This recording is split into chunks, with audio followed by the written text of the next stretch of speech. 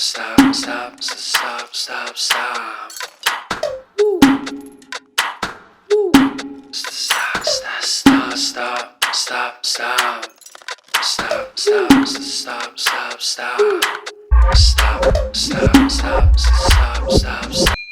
Fidèle à Mamie Yalla, Kitadila, Elisabeth, très respectueusement, je vous prie de bien vouloir vous lever pour accueillir avec toute solennité et cela pour la toute dernière fois.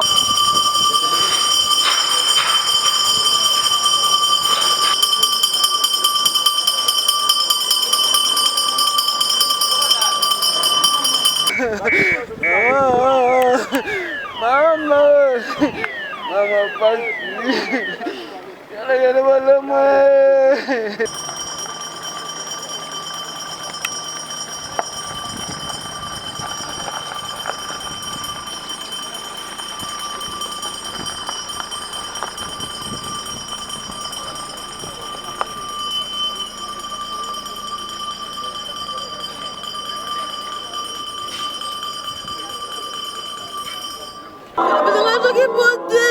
Kuna msangaka na mote. Kuna nakimisomia. Pakwa madivinde. Kuna maipa. Sana tremote.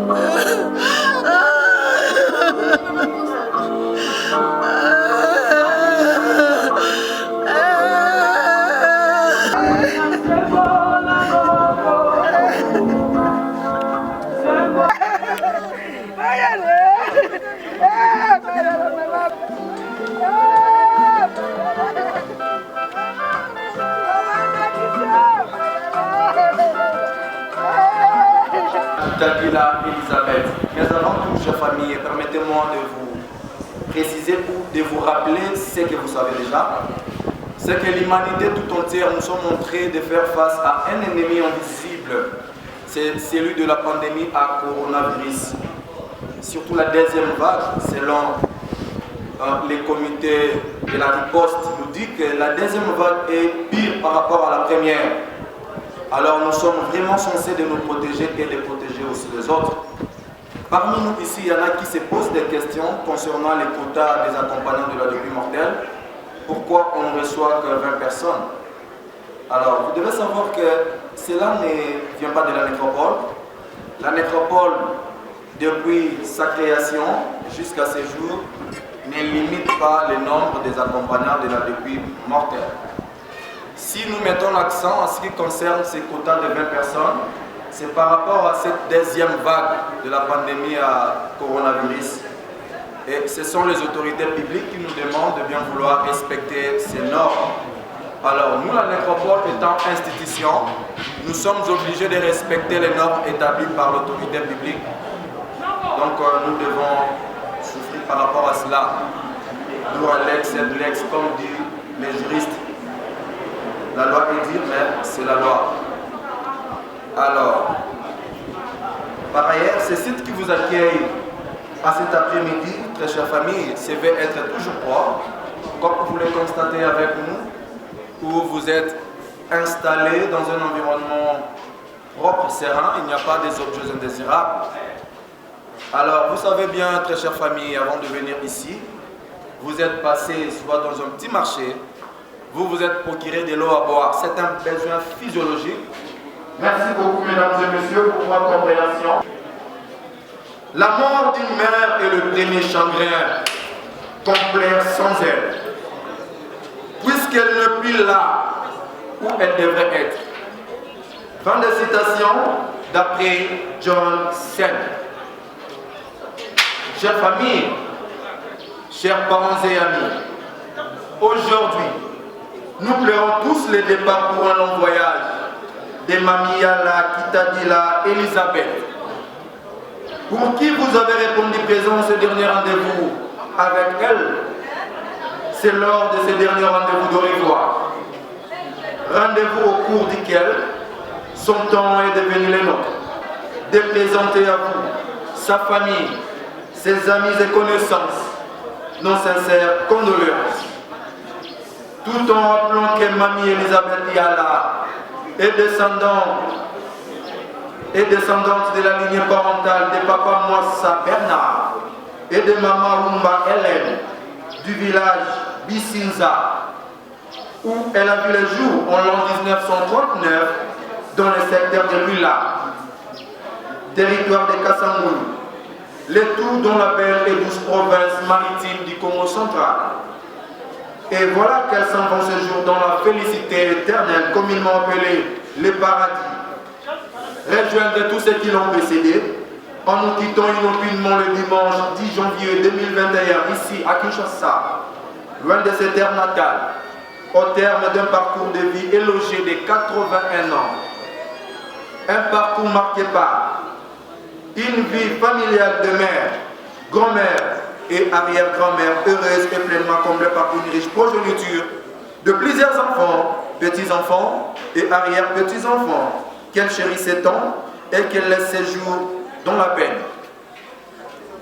Cette fervente chrétienne protestante de la communauté des ensembles de Dieu au Congo, Kadeko en sigle, très active dans le petit commerce, vient de s'en aller en nous laissant le souvenir d'une mère au grand cœur, hospitalière, généreuse, logique et positive face à la vie, mais également stricte et rigoureuse quand il le fallait. Chère mamie Elisabeth, ton visage, nous l'aimions. On t'y voyait en entier. Il était la fenêtre qui s'ouvrait sur la lumière. Il était la porte qui nous invitait chez toi. Ton visage d'amour, les voir nous suffisait. Nous étions sûrs de ta tendresse et de l'offrande que tu faisais de toi. Simplement, sans rien dire, pour nous donner du bonheur chaque jour. Ton visage de tempête lorsqu'en toi, comme en tout être, s'affrontaient les désirs de te dépasser et l'envie de te laisser aller. Ton visage de silence avec ses secrets à chercher comme un trésor réservé à ceux qu'on aime. Nous aimions ton visage devant nous. Ton visage, maintenant il disparaît. Ton visage, il échappe à nos yeux et à nos mains pour s'inscrire, invisible mais présent dans nos cœurs. Ton visage de bonheur, c'est vers le ciel que désormais il sera tourné à sa présence. Il trouve sa définitive beauté. Et maintenant, mamie Elisabeth, c'est le silence. Tu peux enfin te reposer et connaître la paix éternelle. Au revoir, mamie Elisabeth. Oui, mesdames et messieurs, fidèles à mamie Elisabeth Yala Kitabila, ainsi rassurés par ce vent de l'espoir qu'il souffle sur vous, vous ferez mieux d'offrir une petite place dans vos cœurs à mamie Yala Elisabeth, plutôt que d'aller la chercher à son domicile conjugal au numéro 18 de l'avenue Zobia, quartier Baoum dans la commune de Kibansé, ni à la sortie du culte de dimanche à la paroisse Kadeko Kibansé, car en cet instant ici, elle vient de changer d'adresse et de commune. Désormais, c'est ici à la nécropole Académie, notre patrimoine mémorial commun, que son corps physique se reposera dans le quartier Aquarius à l'Evende au numéro 400 de la rue de la Consolation. Mesdames et messieurs fidèles à mamie Yala Kitabila Elisabeth, vous devez retenir sa nouvelle adresse à dater de ce jour. Cité Nécropole Académie, commune de Lancélé. Et c'est là dans le quartier Aquarius à l'Evende au numéro 400 de la rue de la Consolation. Pour lui rester fidèle, c'est ici que vous reviendrez souvent, et non seulement le 1er août, jour officiel de mort en République démocratique du Congo, pour lui rendre visite, vous souvenir et réfléchir sa tombe. Très chère famille, au nom de toute l'équipe de la nécropole qui m'accompagne cet après-midi, et ses partenaires dans l'hôtel de ville de Kinshasa, une fois de plus, nous réitérons à vous, sa famille, ici présente, nos plus sincères condoléances. Et maintenant que Mamie Elisabeth mérite ses repos éternels, nous prendrons ainsi congé d'elle tout en lui disant au revoir, avec des mots empruntés dans le langue chère à saison 7, celle qui gouverne ses premiers pas et caressa ses rêves d'enfance. Comme on le dit du côté du village Bisinza, en Kikongo, et nous disons tout simplement Maman Yala Elisabeth Wenda Kiambot. Je vous remercie. Vous formez juste deux rangées derrière le corbillard qui amène sa dépouille mortelle vers sa dernière demeure physique. Et la nécropole vous souhaite un bon retour à domicile. Surtout reprenez confiance à la vie. Merci beaucoup.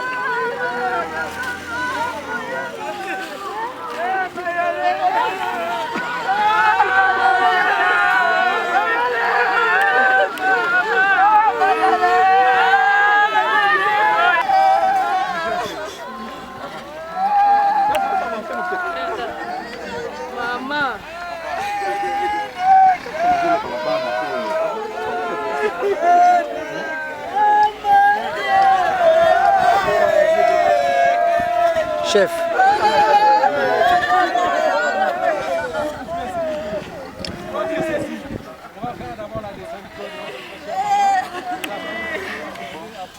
Vou bouger primeiro, né? Coisa muito.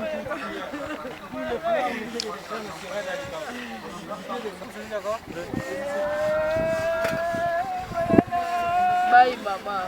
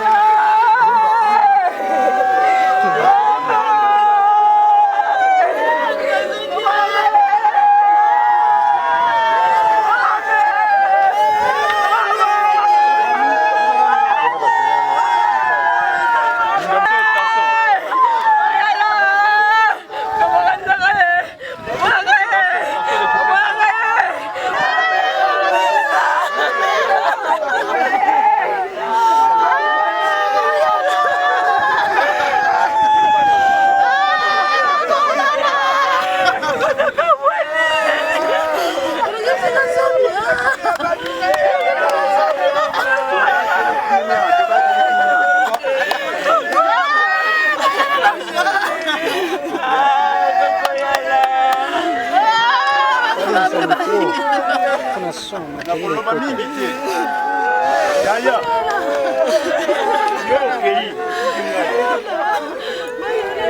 pesanga makasi natikala kobokola bana na bandebe pesa bango makasi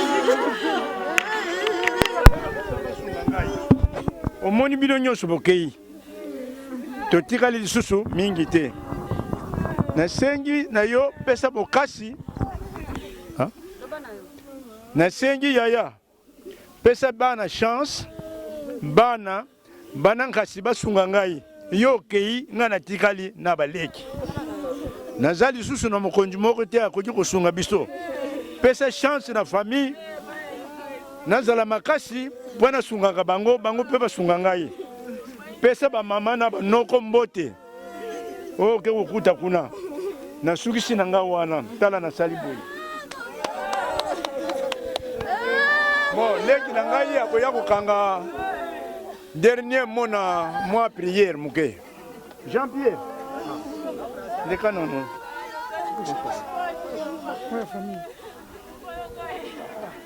ta mwana musingi mulimo santu ya yala ozalaki mama na kati ya libota otikalaki mama na biso mikolo ya bana basi ezali yo nsima biso baleki tolandi ozali yaya okei nzoto ekotaka mabele ekokoma mabele molimo etikali ekei epa nkolo okufi te ya solo tolobaka bongo ke mutu akufi kasi liboto munene oyo otiki tala ndenge okolisi famille otiki bakoko otiki bankolokolo otiki bana elakisi ke mayala okufi te tozali na yo ntango na ntango bipa tokendeke toyebaka te lokolo okei kuna soki bamemaka sango oyebi nyonso kasi eloko tosengi bondeko boboto ndenge otikilaki ekontinue tozali na mokuse yaya ezali nzela ya nzambe biblia elobi dans toutes circonstances glorifier l'éternel totondi nzambe na nyonso esi koleka toye kozongisa nzoto na yo na esika oyo tika te nkolo akumisama tika te libota ekola bakoko oyo babalaka te bana nkasi nyonso babala oyo babotaka te babota oyo basalaka te basala ndenge mabota nyonso ezalaka tozali na mokuse tika te nzambe ayamba molimo no na kimia oyo te totikala na kimia na kombo tata mwana mpe molimo mosantu tosengi amen amen totonda boka nakati donc ntango ozosalela nzambe na yo sala na ndenge ya bokebi na ndenge ya malamu mpo misala wana elanda yo.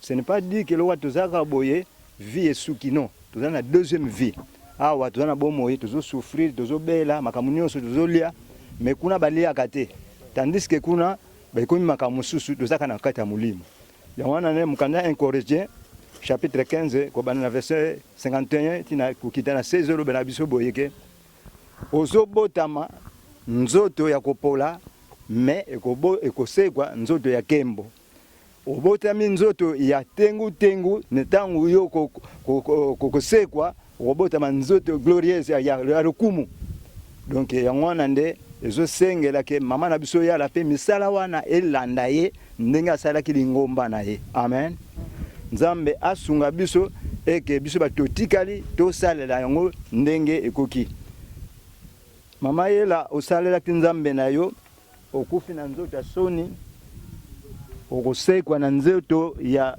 kembo pe kolo Yesu Masiya na ntango asuka asekusa yo okota na mboka ya papa amen tukangi misto bondele nzambe kolo na biso topesa merci papa tikava malukumu ezonga na mboka na yo toza ba étranger na kati ya mokili oyo pona nini kolo na nzela lisumu bongo lakilaki biso mabele ya kobela pe kokufa uteke na mabele pe kozonga na mabele ndenge moko mama na biso yala akukisi maloba na ye pona ngonga oyo maloba oyo ya yo yana mokonzi Yesu Masiya nzambe toza na pasi na kati ya mutema ya bukabwani oyo kasi nkolo oyo akufi kati na nkolo Yesu Masiya akufa kate alala kande pongi misala na ye elanda ye kolo Yesu osekusa ye na ntango asuka ye pe akota na mboka na yo pesa kimia katikati ya momo ina bisika ke inkolo pe bana batikali biso totikali nkolo tozwa kimia kuute pa na yo Père de gloire oyaki na biso longo zonga na biso longo kati na mituka nyonso mataki nkolo nguya nyonso accident bataki ba domination mfutuma ekene musika na kombo na Yesu kolo batela moko na biso ezala teke moko na biso yaki awa azwa milikama batela na bandako na biso kini tokozonga kona na zobia nzambe makila na Yesu Masiya ezingela biso ezingela mituka kimia na yo mapamboli oleki likolo erenie kati na biso nyonso tosenge bongo na kondima na kombo na Yesu Masiya nikolo pe mobikisi na biso tolobi amen.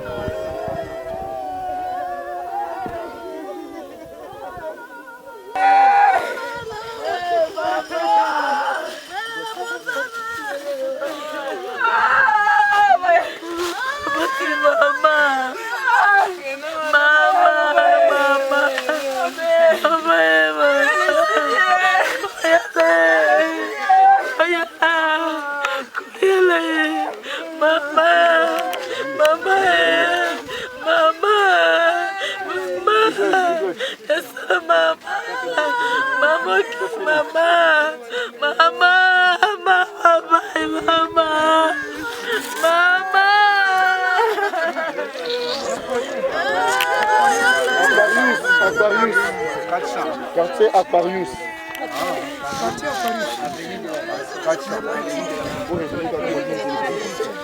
Important de la classe.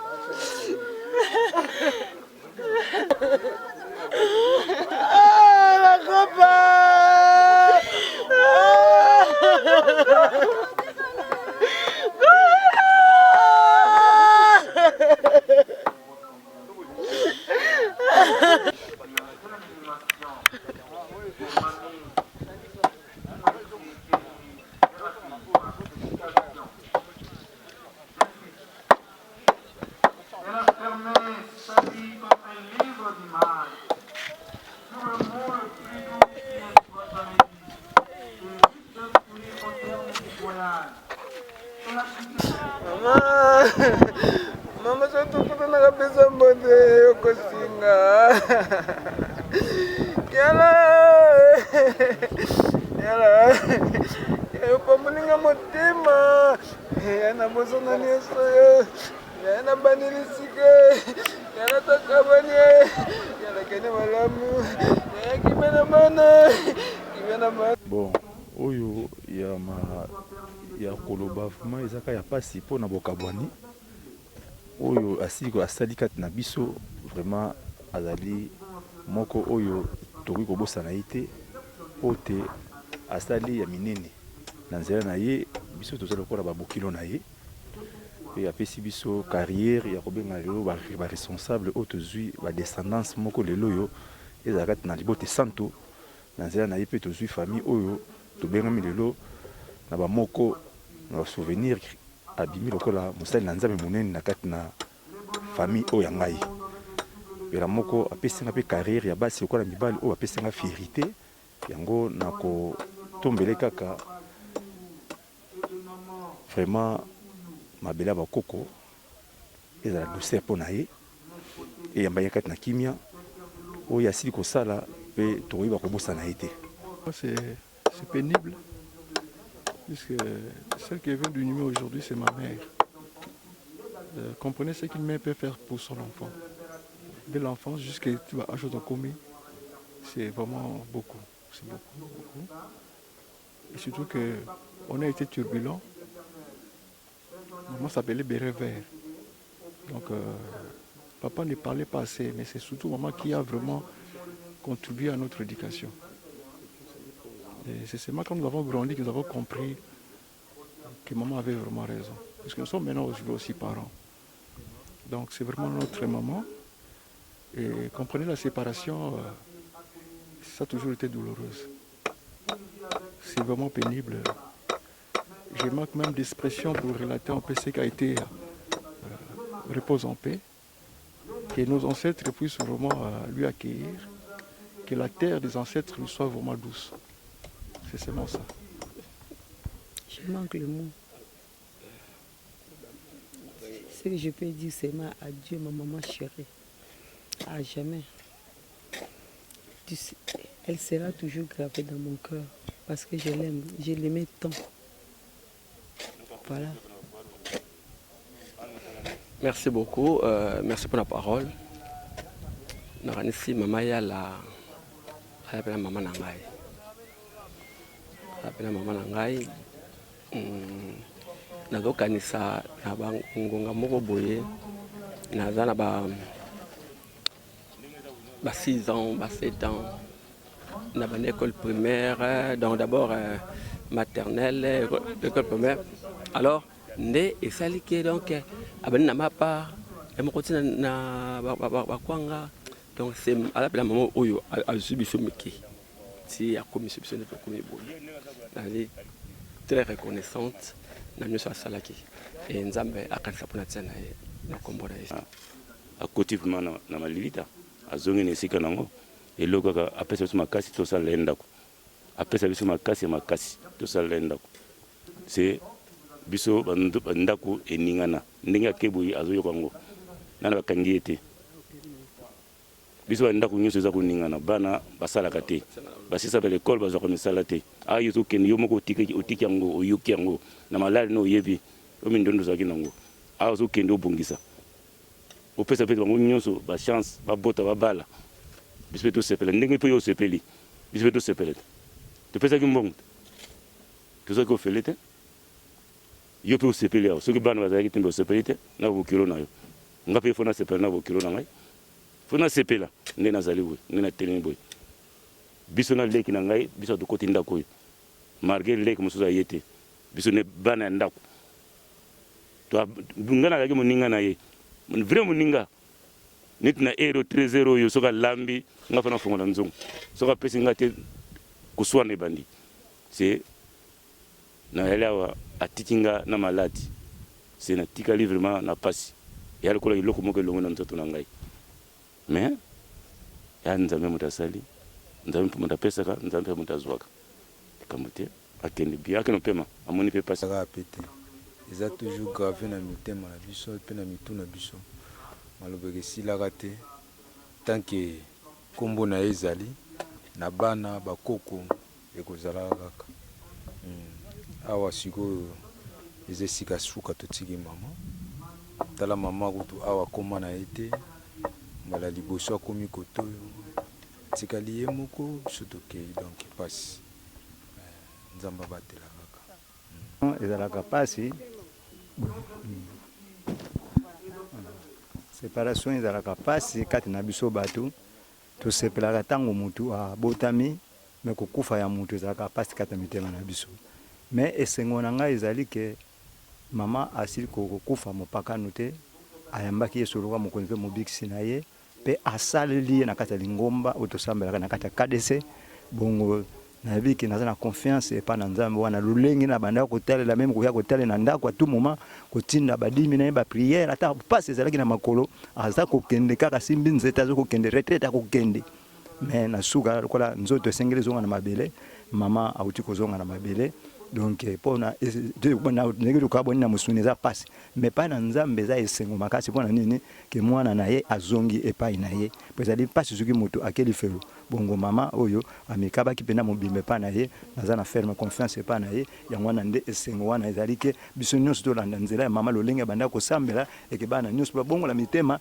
eke bala na ye solokola nkolo mpe mobikisi na bango na soki komeli biso tondimaki te me na mokwana nzambe esalami oyo nyonso eleki boye nzambe azala na biso ya pasi epesi biso ya motema ezokisi motema me nzambe oyo ayebi ndenge aprotegeaka baoyo ya tiki lokola ya tiki biso akei toremeseka nzambe tokumisi na circonstance nyonso merci nzambe mutu apesaka nzambe mutu azwi tokumisi nkolo na nyonso eleki ye mutu apesaki azali yaya na biso ye mutu abotami liboso na biso ngonga na ekoki kolo abengi ye obseki eleki malamu kolo akumisama na kombo ya tata mwana mosombi misantu tozali na mingi te totondi nzambe amen amen ngai nasi biso okei biso totikali biso moko pesa biso makasi na nguya po totala bibwele oyo etikali pesa biso makasi tozala bana tata moko mama moko ndenge bapwale ya mbwa ezalaka pesa bango motema moko ya kokita batosa malgré moke na ngai me batosa ngai yango wana kaka yaya nasengi pesa bana nyonso mitema moko ya kokita yo kende malamu pesa bamama na biso mboti kuna okuta na bakoko tosa biso totikali malamu